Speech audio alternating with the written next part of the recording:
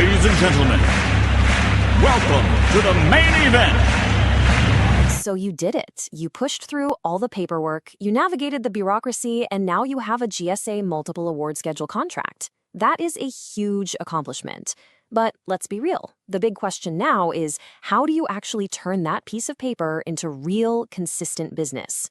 Well, today, we're going to break down the playbook for you. And this comes straight from the experts, GSA's own Office of Small and Disadvantaged Business Utilization. These are your advocates in the federal marketplace. Right, so there you are holding your brand new MAS contract. It probably took you, 6 to 18 months of really intense work to get here. So first off, congratulations. But if you're kind of feeling like the finish line just got moved way, way back, you are not alone. I know what you're thinking. I just spent over a year on this, and now the real work is just starting? Yep. But don't worry, we've got you. And hey, that's not just a feeling, it's a fact, and it comes straight from the source. Paula Mensah, who's a supervisory small business specialist at GSA, she puts it perfectly. Getting the contract is one thing, but winning that first order, and then the next one, and the one after that, that is the real mountain you have to climb. The good news? You don't have to climb it by yourself. Let me introduce you to your new best friends, the GSA's Office of Small and Disadvantaged Business Utilization, or OSDBU for short. Look, their entire mission, and this is mandated by Congress, is to help small businesses just like yours succeed. Think of them as your insiders, working to connect you with the right people and the right opportunities through training, counseling, you name it. And just so you know what's at stake here, the opportunity is absolutely massive. We are talking about a serious piece of the pie. Last year alone, GSA awarded over $3.2 billion to small businesses. That's more than $8.7 million every single day. So yeah, success is not just possible here, it's happening on a huge scale. And this playbook we're walking through, it's your map. Okay, so if you want a slice of that $3.2 billion pie, you have to be ready. And that's why the first part of this playbook starts at home, inside your own company. Before you can even think about marketing yourself to the government, you've got to get your own house in order. Winning on your GSA schedule is a team sport, for sure. Your marketing folks, they need to be living inside those agency forecast tools, spotting opportunities before they even hit the street. Your sales team has to be fluent in your contract. They need to know the pricing, the terms, everything. I mean, you do not want a contracting officer to call and get someone who has no idea what a GSA schedule even is. That's a disaster waiting to happen. And your accounting team, they have to be ready for the very unique world of government payment and reporting rules. Now, let's talk about maybe your single most important marketing document, your capability statement. The best way to think about it, and the GSA experts say this all the time, is to think of it as your company's resume. That's it. It's the first thing a contracting officer is going to look at to figure out super quickly what you do and if you can solve their problem. So, make it a good one. And this slide breaks down exactly what needs to be in that resume. Former contracting officers will tell you it boils down to 5 core things. First up, core competencies. What are you absolutely great at? Second, your differentiators. Why should they pick you over the competition? Third, past performance. You need to show them you've solved similar problems before. Fourth is all that corporate data. Your NAICS codes, your SINs, all the important numbers. And finally, your contact info. Seriously, make it big, bold, and easy to find. Nobody has time for a treasure hunt. Okay, you've got your team on the same page, and your capability statement is looking sharp. Now it's time to take that resume out into the world. But where exactly do you go? This is where mastering your market research is absolutely key. Let's be real. The federal marketplace is enormous. There are thousands of potential customers, hundreds of ways to buy things. You can't possibly go after everything. I love how GSA puts it. You have to decide which of these federal rabbits you want to chase. It's a great way to think about it, right?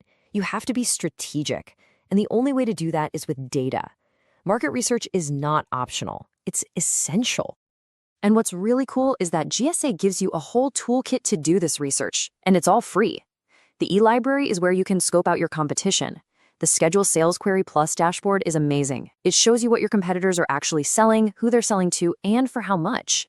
GSA Advantage is basically Amazon for the government. You need to be there. GSA Interact is like a forum for talking directly to agencies. And eBuy, that's ground zero for getting quote requests. This whole kit is your secret weapon. You gotta use it. Now, beyond the GSA-specific stuff, you need to zoom out and look at the bigger picture. USAspending.gov is fantastic for seeing which agencies have money and what their priorities are.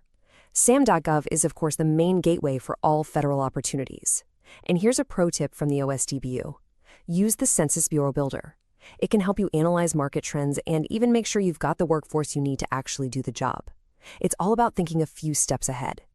All right, so you've done your homework. Your company is prepped, you've done the research, you've picked your target agencies. Now comes the moment of truth, using all that intelligence to find and win actual work. First things first, you've got to understand the two main signals you're going to see, the RFI and the RFQ. Here's an easy way to think about it. An RFI, a request for information, is like a first date. The government is just exploring, seeing what's out there. But an RFQ, a request for quote, that's the marriage proposal. They're ready to commit.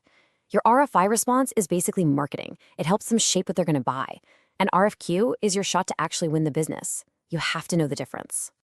But what happens when you see a perfect opportunity, but it's just too big or it requires one skill you don't have in-house? Well, that's where Contractor Teaming Arrangements, or CTAs, come into play. This is such a powerful strategy. It lets you partner up with other schedule holders to go after work together.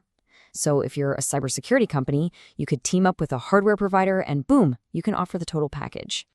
And you can see right here why CTAs are such a win-win for everyone. For you, it means you can compete for much bigger contracts than you could on your own. You spread the risk around and you grow your business a lot faster.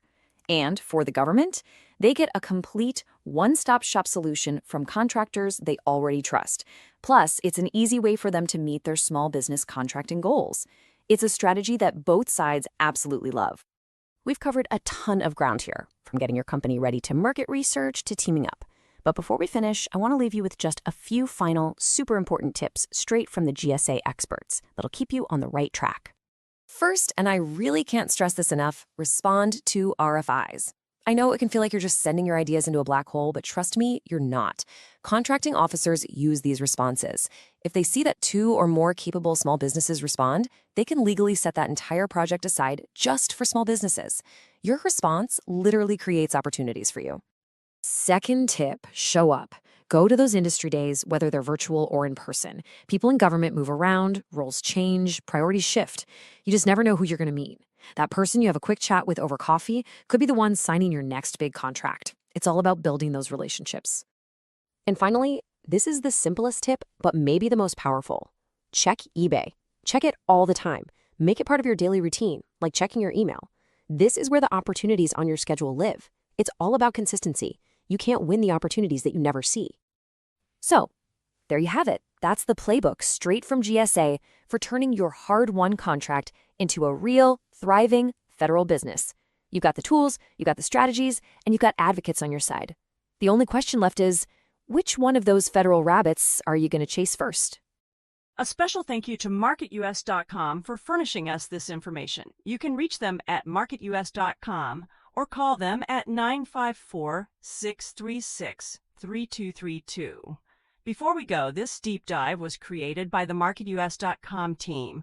Let us know your thoughts in the comments below. It's right below the subscribe link.